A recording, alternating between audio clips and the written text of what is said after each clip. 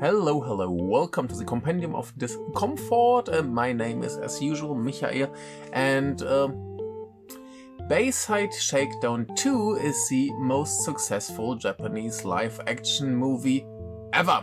And now the second most successful live-action film in Japan is Kokuho. And we're going to talk about this one. But the big question now is that someone asked me, like, what makes this movie so great?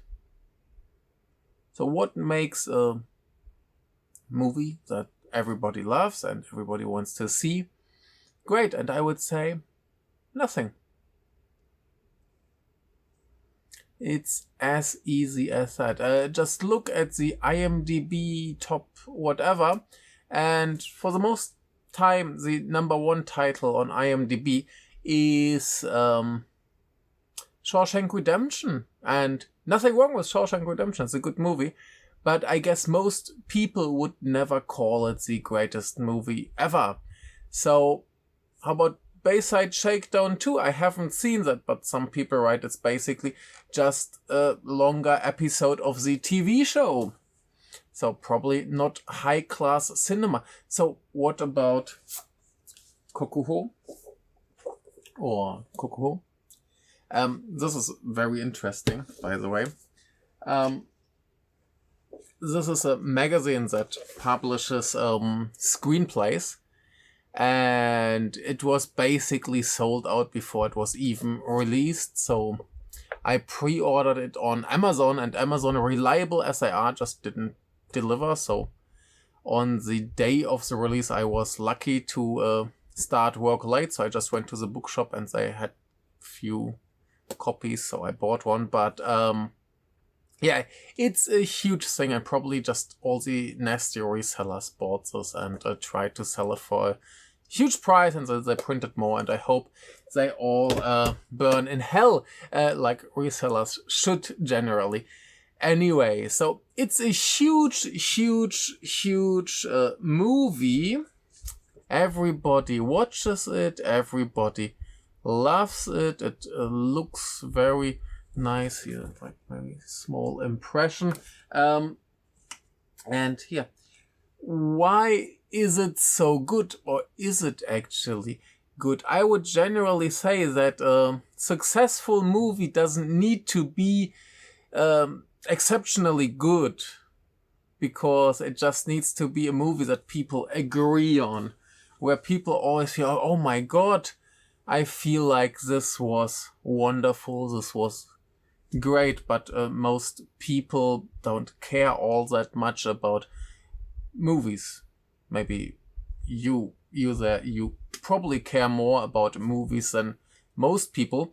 And yeah, that's why I remember back in the days when IMDb started, we always had like the best movies have a rating around 7, because a really good movie always has some people who hate it, and a movie that everybody agrees that it's very good is usually a good movie if you're lucky. Sometimes it's actually bad, and yeah, if we just want to go by success equal quality, look at the highest grossing movies worldwide, and you will see a lot of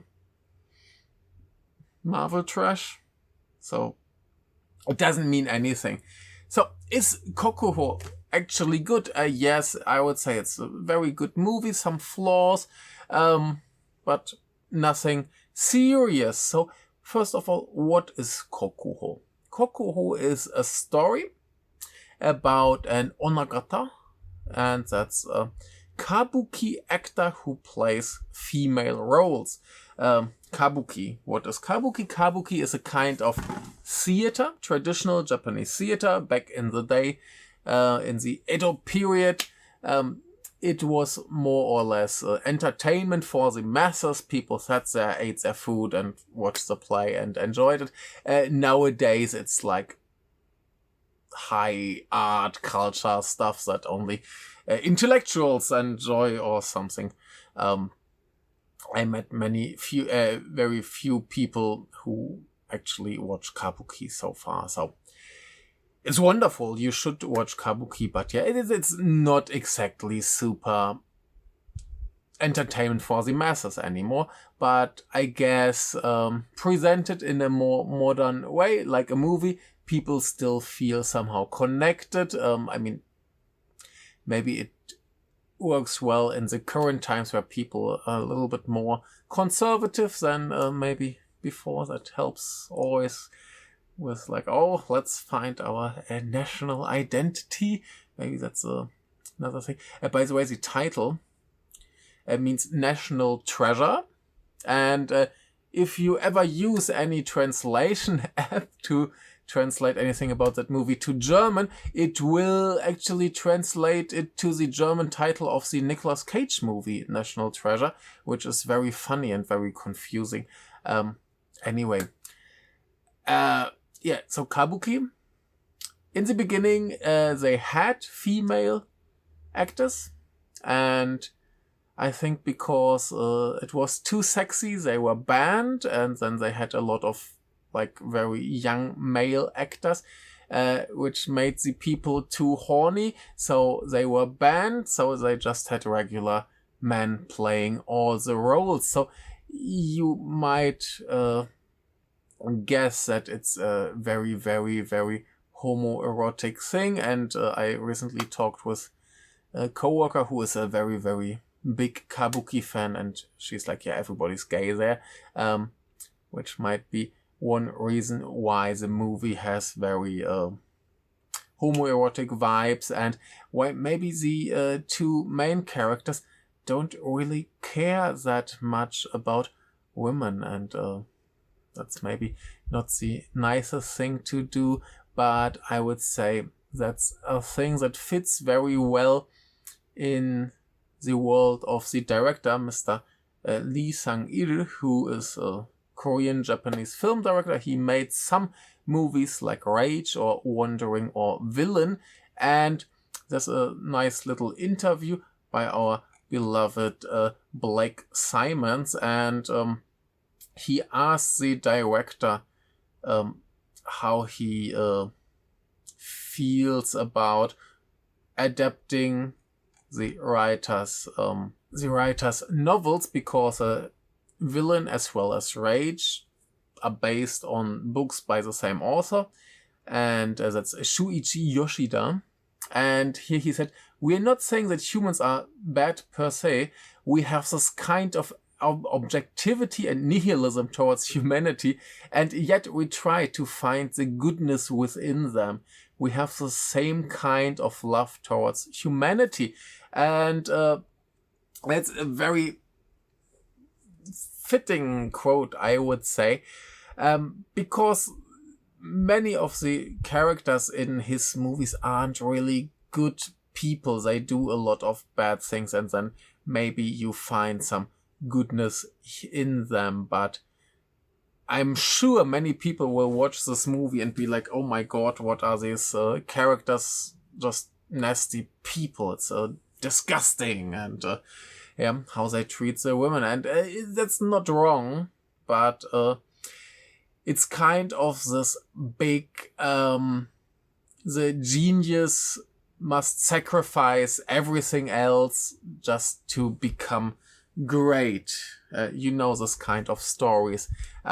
Here, it's set in 1964 in Nagasaki. A 14-year-old boy is playing a kabuki play, and a famous kabuki actor sees that. It's like, oh my god, he's so wonderful. He plays a female role here. And unluckily, the father of that boy is a Yakuza boss who gets violently killed by another gang, I guess.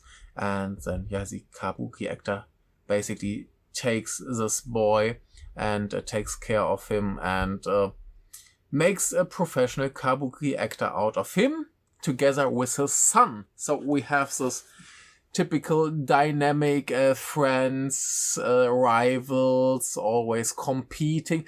We have a big theme of inheritance in the kabuki world.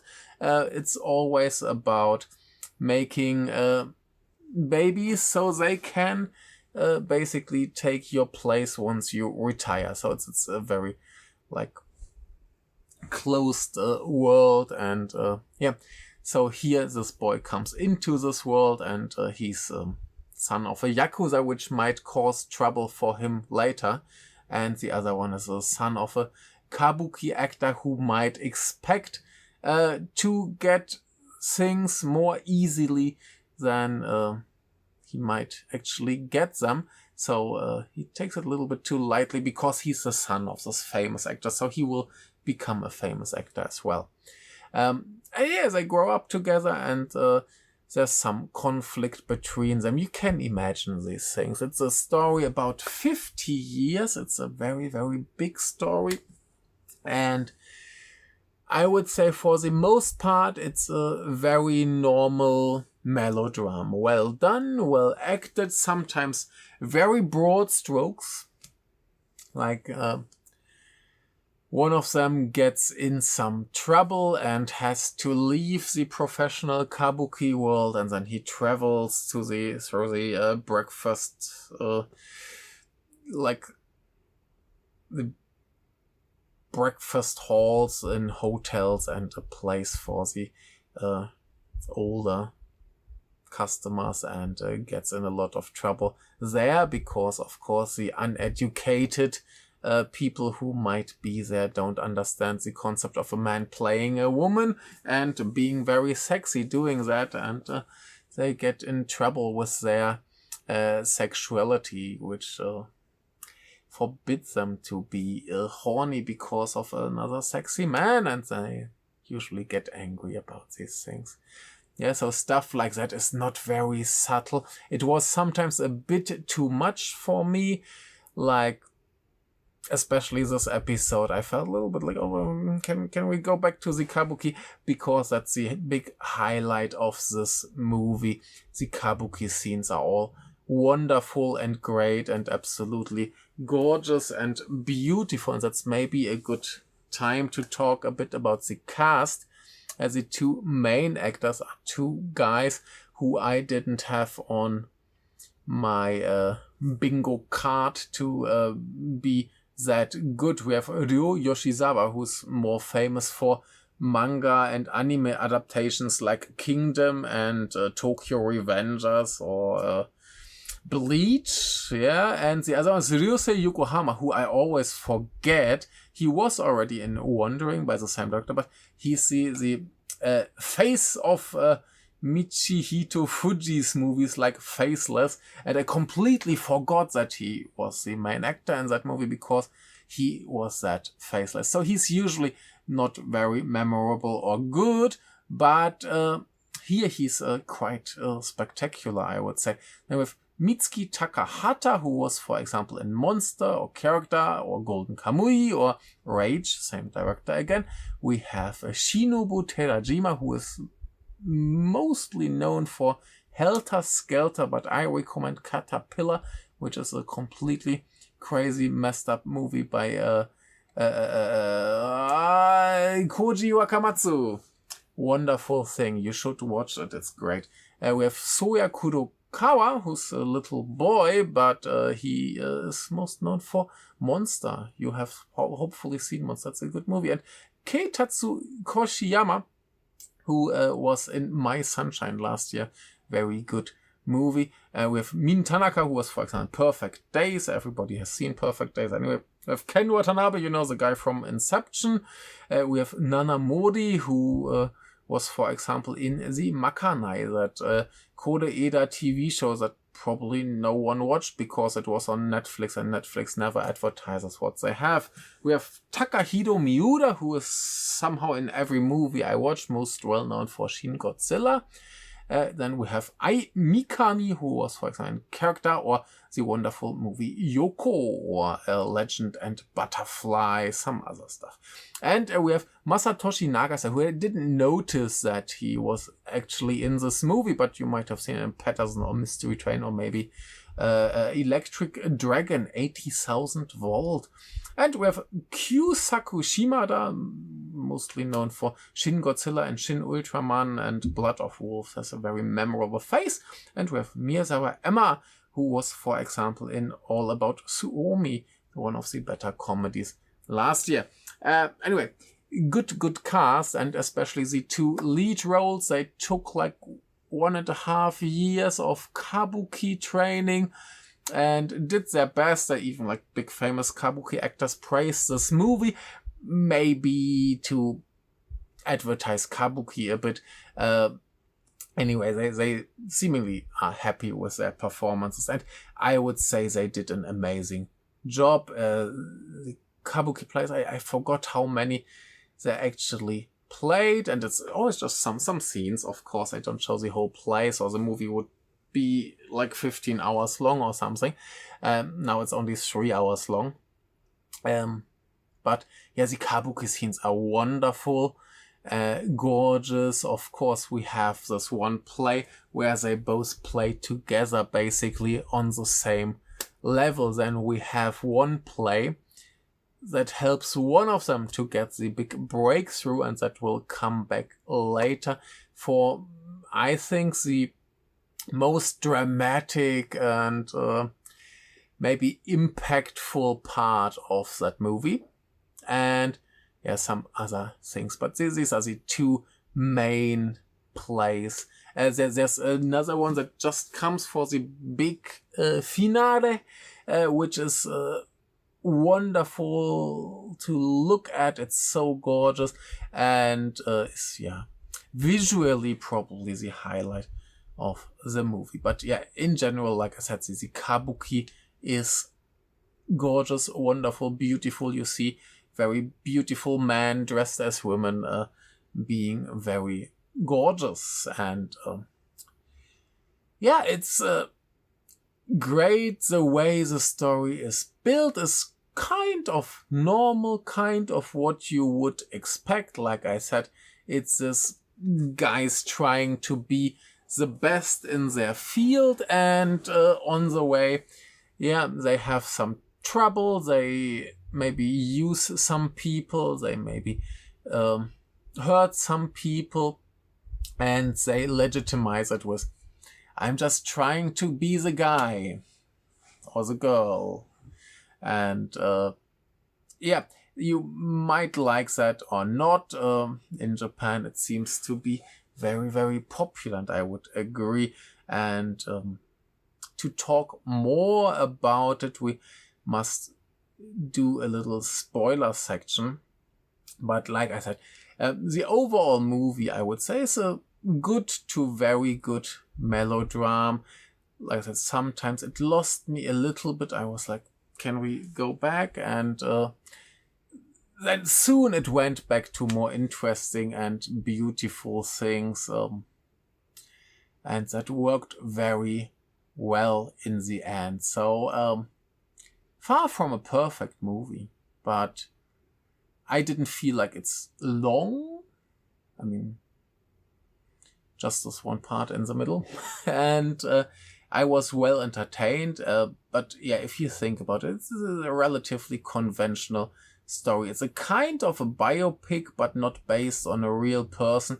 But probably they did some research on the topic, and I guess it's kind of what the life of one of the actors would be, and then just with some sometimes very obvious twists and turns. Sometimes they just don't tell something, they just skip it and get somehow back to it later, which I thought is one of the more interesting storytelling devices. Or maybe I just didn't get it, but no, I think that there were some things that were elegantly just not mentioned for a while, and then they got back to that. We had some scenes where the conflict between the two actors seemingly goes in a very cliched direction, and then it takes a nice little twist, and that was kind of cute. And yeah, overall, yeah, it's pretty much what you would expect from the story, with very beautiful images, gorgeous people, and a beautiful theater place. So I would definitely recommend watching it. Don't expect the greatest movie of all time, because it's definitely not it, but it's very good.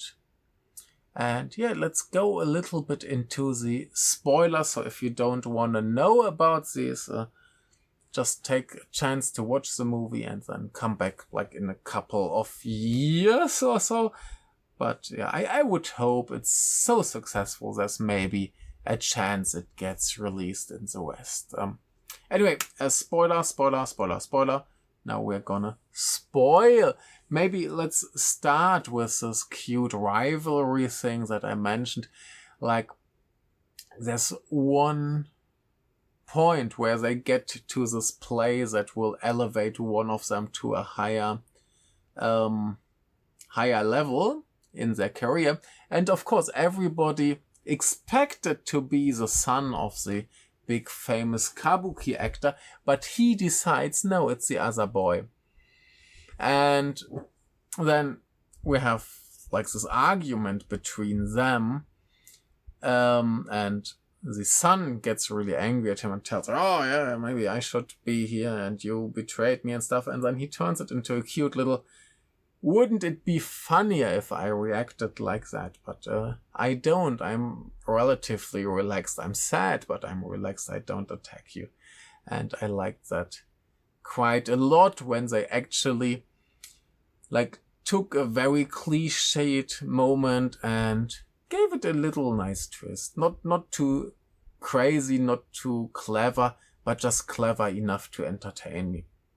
And yeah, then he just disappears and we don't really see what he's doing. Like, we have like one scene where he plays in some theater, but we don't really know what's going on, and a little bit more around it. And I felt like that's a very, very good choice to keep it that simple and reduced, and don't go into his suffering and how bad his life suddenly turned.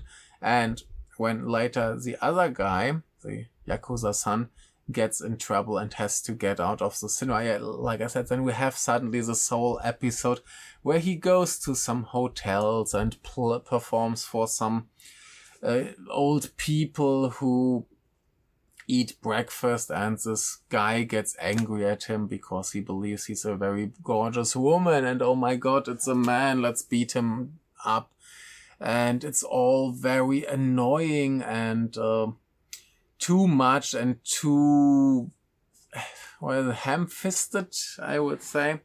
But then it has a very nice moment of like clarity, and he just dances on a roof with makeup completely messed up, and suddenly we have a beautiful moment again, and we just go back to a kabuki because suddenly he is needed again. So yeah, it's the melodram stuff happens without any like big build up or reason, just life stuff sometimes just happens.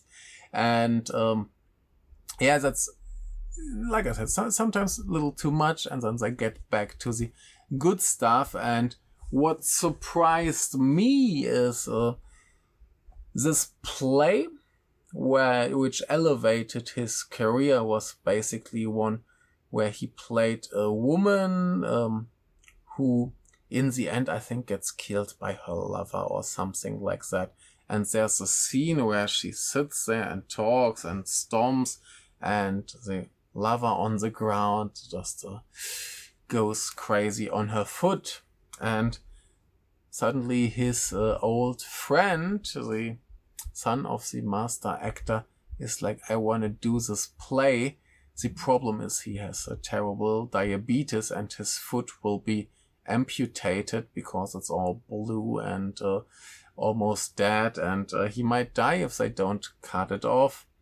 And then he's immediately like, okay, I play the male role because no one else will do that. And that's like the culmination of their friendship, their rivalry, and the sometimes seemingly gay romance between them. And that's probably the biggest mistake of the movie. They never really have anything going on besides the dead foot cuddling, and too bad. Yeah, that's a minus for this one. You can't really have a kabuki movie without excessive gayness. But yeah, you can't have everything. But yeah, that's the other thing with their wives or girlfriends or whatever. There's a lot of switching and changing. And the scene, which I saw some reviews on Letterboxd, or at least one or two, that really annoyed people, is the Yakuza son is with this lady, and seemingly they have a child, and there's some event where he gets paraded around in a cart, and the daughter is like, oh, daddy, and he completely ignores her. The mother comes, oh, no, don't do that. And later they go together then to a shrine, and he prays, and she asks, like, what are you praying for? And he's like, I'm praying to the devil. Of course, he's not praying to the devil, because we're in Japan and they don't have the devil. They have some demons or oni, but he's praying to the evil lord to make him the greatest actor in the world. And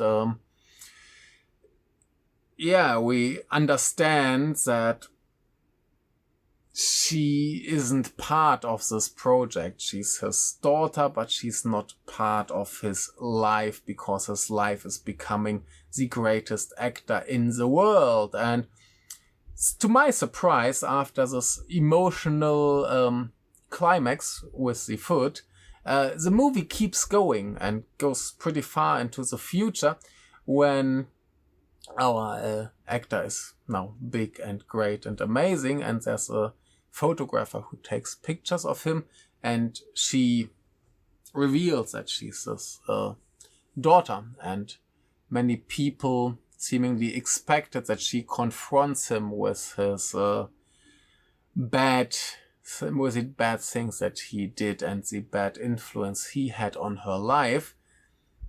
But in the end, she's just like, hey, I never saw you as a father, but when I see you on stage, you're the greatest, most amazing. So basically, she legitimizes what he did to her in a way, and I think many people are very, very unsatisfied by that. But it's still kind of a powerful moment if you believe in this idea that to be the greatest you have to sacrifice some things. You may agree or disagree. It's topic more complex than evil. Anyway, so then stuff happens and we get the most beautiful performance and stuff, and it's a really, really nice and beautiful, and we forget all the more nasty things that he might have done in his life to become this. It's kind of great, kind of not so great, but like the director said, people are a little bit more complex than just good or just bad, and you might have to look for the good aspects in them. Not in this movie, you don't need to look very hard for the good aspects. They are there, they're very obvious, and there's some flaws, but yeah, watch it if you can. It's really, really good, it's really great, and yeah, that's it. I don't know. See you.